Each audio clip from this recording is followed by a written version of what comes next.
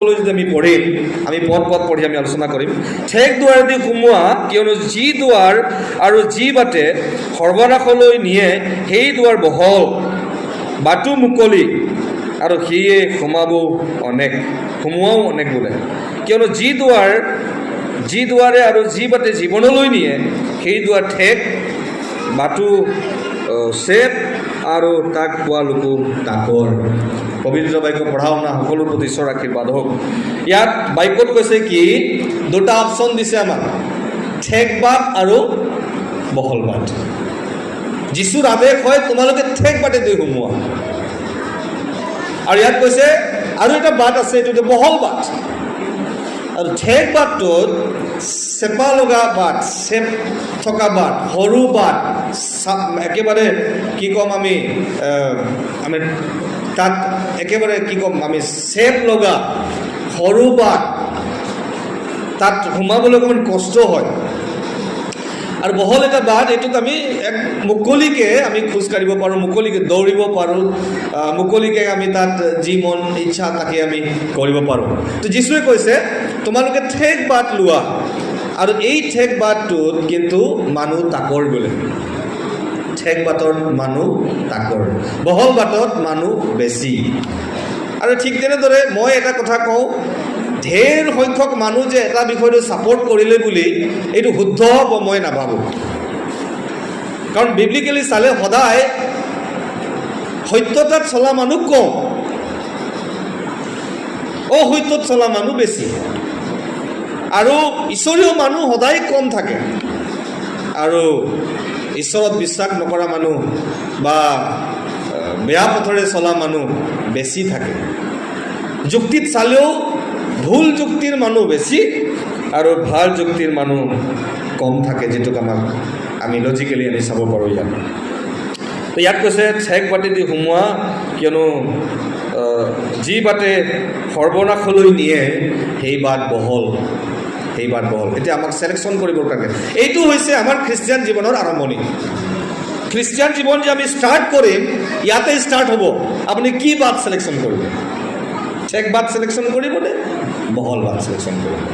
মই এবাৰ উদাহৰণ দিছিলোঁ, চব আপুনি যি মন গ'ল তাকে কৰিলে, লাষ্টত গৈ স্বৰ্গটো ছিলেকশ্যন কৰিছে। এনেকুৱা নহ'ব, নৰকতেই যাব। এইটো ষ্টাৰ্টটো কৰিব লাগিব আপোনাৰ মোৰ জীৱনত, আৰম্ভণি মই কৰিব লাগিব। এইটো হৈছে ক'ত আপুনি আৰম্ভ কৰে। যীশুৱে কৈছে ঠেক বাটত তোমালোকে আৰম্ভ কৰা, আৰু ইয়াত এইটো হ'লে ঈশ্বৰৰ ৰাজ্যলৈ যোৱা বাট, আৰু বহল বাট হৈছে এইটো সৰ্বনাশলৈ আমাৰ জীৱনটোক ধ্বংস কৰা এটা বাট।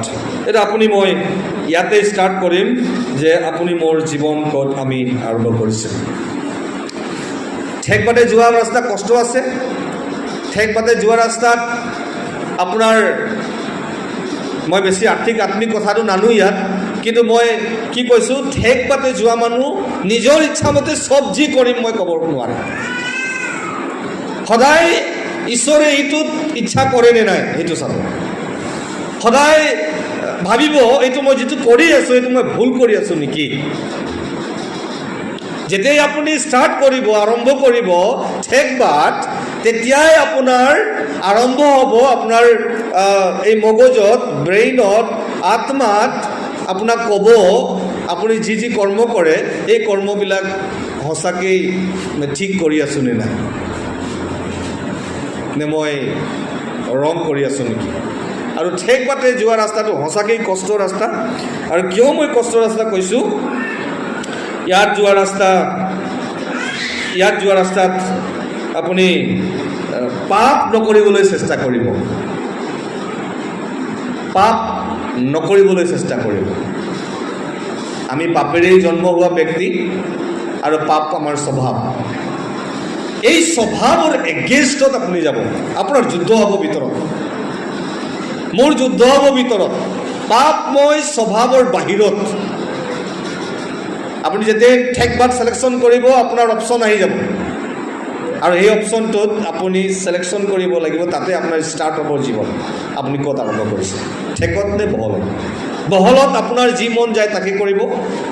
বহল বাটত আপুনি আপুনি প্ৰাৰ্থনা কৰিব নকৰিব আপোনাৰ কথা, বাইবেল পঢ়িব নপঢ়িব আপোনাৰ কথা, গীৰ্জালৈ আহিব নাহিব আপোনাৰ কথা, ঈশ্বৰৰ বিষয়ে চিন্তা কৰিব নকৰিব আপোনাৰ কথা, জীৱনৰ বিষয়ে চিন্তা কৰিব নকৰিব আপোনাৰ কথা।